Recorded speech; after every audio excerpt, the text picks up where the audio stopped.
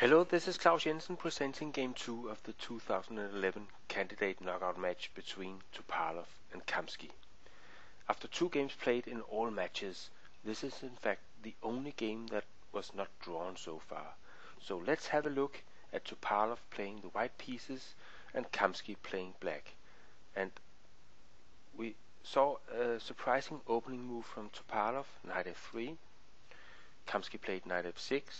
c4, g6, knight c3, d5, c takes d, knight takes d5, queen b3, knight b6, d4, bishop g7, bishop f4, bishop e6, queen a3, knight c6, and at this point Topalov castled queenside, and according to my database this has never been played before. There's an immediate threat of d5 here, but what white really wants to achieve is e4 followed by d5. If he succeeds with this plan, he will have a very dominant position. So Kamsky plays knight d5, blocking the d5 push and attacking the bishop on f4. Bishop g3, and now comes a very good move, bishop h6 check, and if king b1 here, then bishop f5 check, king a1, and knight db4 threatening knight c2 check. And the only defense is knight e1, and then black has an excellent game. So instead Topalov plays e3 here. Then came a5, and an idea here is to play king b1 for Topalov, because after bishop f5 now he has bishop d3, and not only is white avoiding any tricks on c2, his king is also not in the dangerous c file. But in the game Topalov played the much more aggressive h4. Then came knight c b4 and h5, and now the idea knight takes c3, b takes c3, knight takes a2 with check doesn't work for Kamsky, because after king b2 his knight would be caught in enemy territory. So instead he chose c6.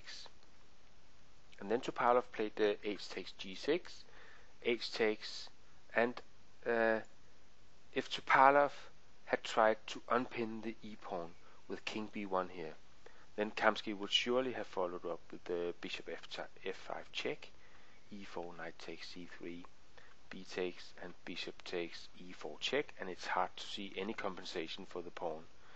So instead Topalov had to play rook d2, and then came the f6 controlling e5 and making space for either the king or the bishop to go to f7.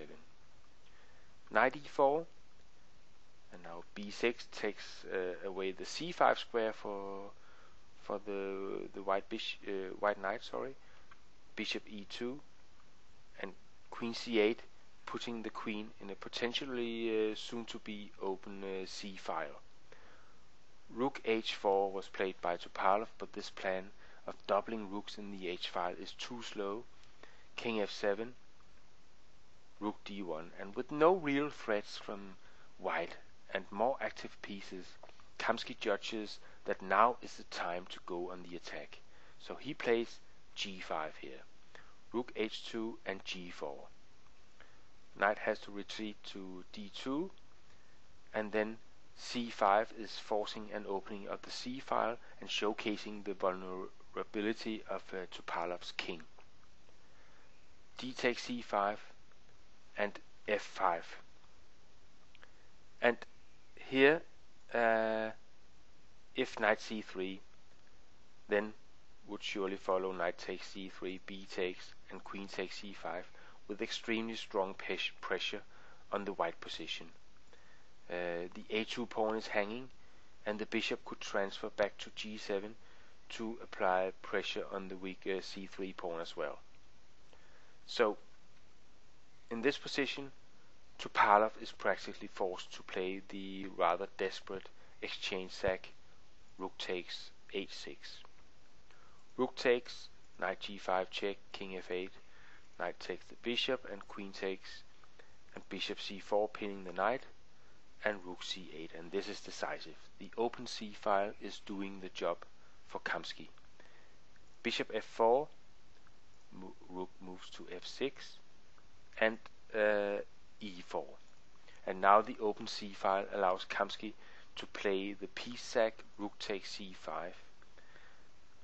Of course, Topalov takes the knight on d5, queen takes, and the bishop is pinned to the king, so he has to play b3, and queen d4, threatening the bishop on f4, which retreats to e3, but then comes queen c3. And in this position, Topalov resigned the game in view of king b1, queen c2 check, king a1, rook falls, and then the queen falls as well. And this is of course completely hopeless for Topalov, so he resigned the game after queen c3 check.